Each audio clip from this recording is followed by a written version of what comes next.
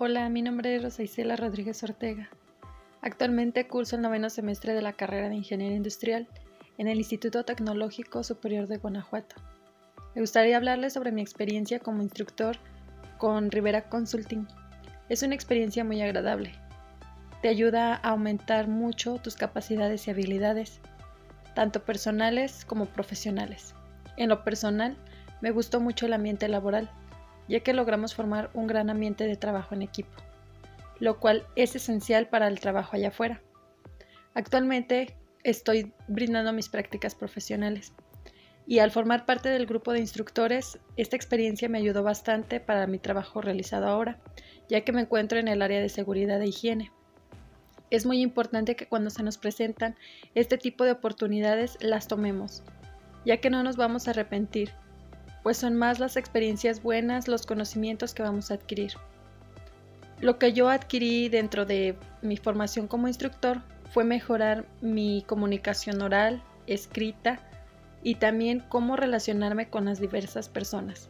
Aprendimos cómo perderle el miedo a la cámara para poder hablar frente a más personas, aunque fuera a través de los medios digitales, debido pues a esta situación de la pandemia. También aprendí a conocer pues desde la perspectiva del maestro, ver cómo se comportan nuestros compañeros, entonces te ayuda a ser un poco más empático para saber cómo enfrentarte el día de mañana a posibles soluciones o cómo dar respuesta a las preguntas que te hagan cuando tienen alguna duda. Aprendimos también a fomentar más nuestros valores, a tener un respeto, una mayor responsabilidad. Puede resultar un poco complicado, pero nada de lo sencillo lo hace a uno triunfador. Entonces, cuando uno lucha por conseguir sus sueños, logra lo imposible. Los invito nuevamente a que formen parte de este grupo de instructores de Rivera Consulting. Etapa 3. Análisis. En esta etapa, el equipo analiza los datos de los resultados actuales e históricos. Se desarrollan y comprueban hipótesis sobre las posibles relaciones causa-efecto utilizando las herramientas estadísticas pertinentes. De esta forma, el equipo confirma los determinantes del proceso, es decir, las variables clave de entrada que afectan a las variables de respuesta del proceso.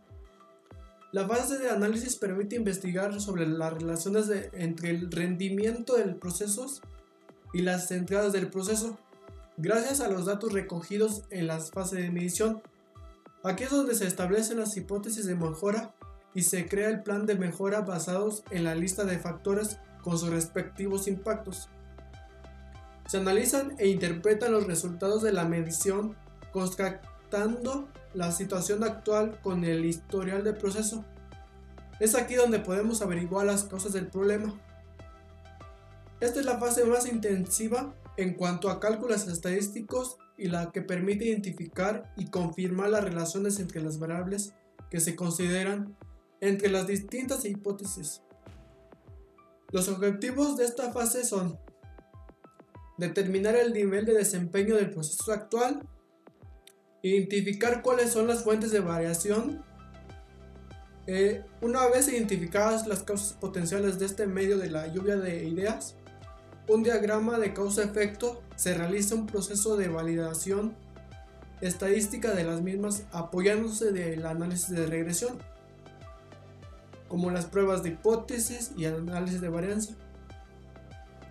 Las variables, pues aquí se han visto que la variable de entrada puede impactar en las variables de salida. Posteriormente se validan cuáles son las causas definitivas, las que son las responsables del problema. Para mejorar el proceso se debe identificar cuáles son las X que más afectan a las Y, para determinar cuáles deben ser atacadas. En los datos discretos tenemos que estos tienen un número fijo de valores, por ejemplo el estado civil, el tipo sanguíneo, el número de niños. Los datos continuos que tienen un número infinito de valores, como son la estatura, el peso, la temperatura y demás factores que podemos medir. Para conocer si un factor X influye en nuestro indicador Y del proceso, se suele variar este factor de manera de ver si su variación afecta al indicador. De esta manera de ver esta variación es a través de las pruebas de hipótesis, que nos permiten concluir si el factor en estudio afecta significativamente al indicador. Para la prueba de hipótesis, tenemos que la hipótesis nula, el factor no generó diferencias antes contra después, es decir, que X no afecta a Y. Después tenemos a la hipótesis alternativa, que nos dice que el factor sí generó diferencias con el antes y después. Esto quiere decir que X sí afecta a Y. Después tenemos la regresión. Al interior de un proceso, usualmente existe una relación entre dos variables. Es decir, si una Y se correlaciona con una X, podemos decir que X es una variable de entrada del proceso clave, lo que es una entrada de proceso que proporciona un impacto significativo en la variación de salida de un proceso. De esta manera diremos que existe una ecuación que liga a ambas, que es la YF de X. Esta ecuación se denomina modelo matemático. Esta ecuación se calcula usando técnicas de regresión. Y bueno, aquí tenemos los diferentes modelos matemáticos que pueden ser como el lineal, cuadrático, el cúbico y el lineal. Posteriormente tenemos aquí la selección de la prueba de hipótesis. Nos dice que Y continua con X continua nos da una correlación y regresión. Y X continua con X discreta podemos tener que es una distribución normal de Y, una prueba de T1, T2, una prueba de ANOVA. Para la distribución no normal de Y tenemos la prueba W, la prueba X y las demás pruebas. Después tenemos que la Y discreta con Y continua tenemos pues correlación regresión, igual que la anterior, la que está a un ladito. La Y discreta con la X discreta tenemos que es chi cuadrado.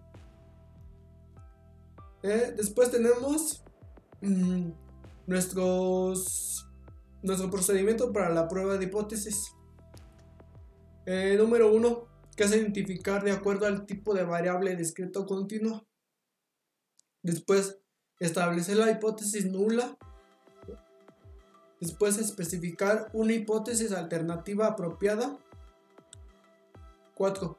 Elegir un nivel de significación, usualmente que está entre 0.05. Después tenemos que es establecer un estadístico de prueba apropiado. A continuación tenemos que es establecer una región de rechazo del estadístico, calcular las cantidades muestrales necesarias, sustituirlas en la ecuación del estadístico de la prueba y calcular cuál es el valor. Después tenemos que decidir si debe de rechazarse o no la hipótesis nula. Y como último tenemos que traducir la decisión en términos del proceso. Y bueno, aquí tenemos el ejemplo.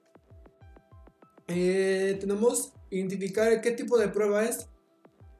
Tiempo esperado 60 minutos.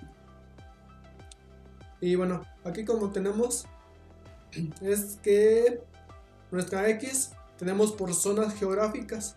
Esta es nuestra variable. Tenemos por zona 1, zona 2, zona 10. Y tenemos la cantidad de pedido de vueltos semanal.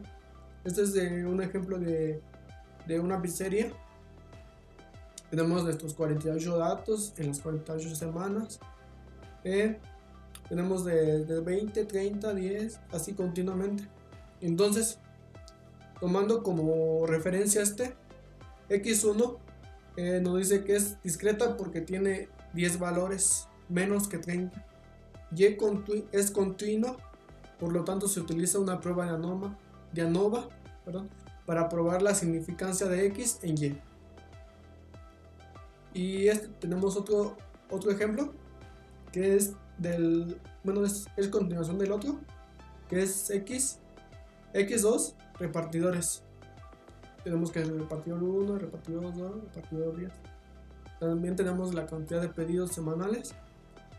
Son 48 datos igualmente que la otra. Y aquí nos dice que X2 inicialmente es una discreta, pero por tener más de 30 valores se le considera continua.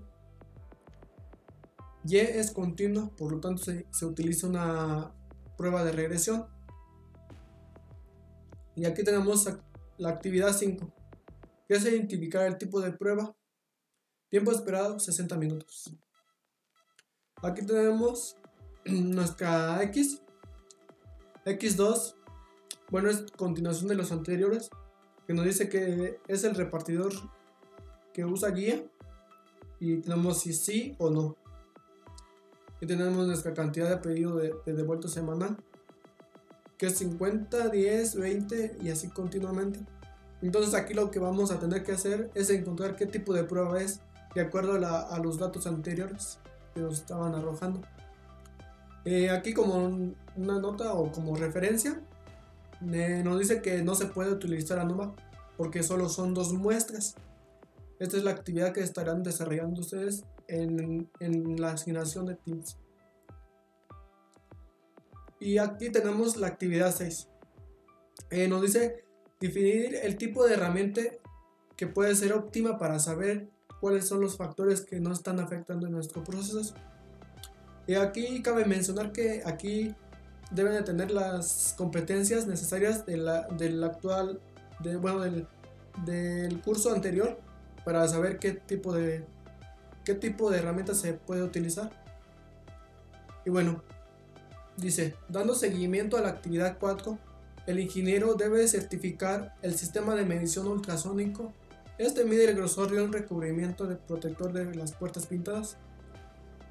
Después del operador que mide el panel de referencia 100 veces, un inspector que trabaja en la empresa investiga las fuentes de defectos del recubrimiento de puertas para definir la prioridad de los proyectos de mejora del inspector. El inspector da seguimiento al número y tipo de defectos en el proceso.